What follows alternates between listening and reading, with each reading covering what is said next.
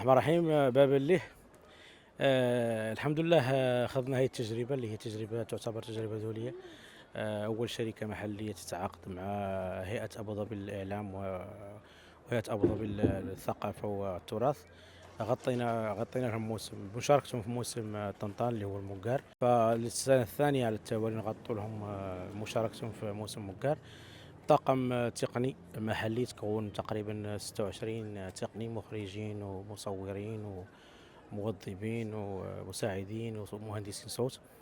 فالحمد لله كانت تجربة رائدة. استفدوا منها حتى الشباب، احتكوا مع تجارب كبيرة، مع مخرجين ومع موظفين كبار عالميين الحمد لله، وكانت تجربة زينة.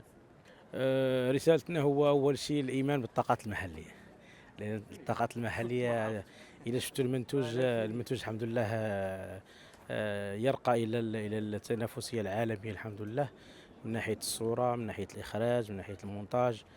والحمد لله بلاو الشباب ما شاء الله عليهم، الله يعطيهم الصحة، بلاو بلاء الحسن.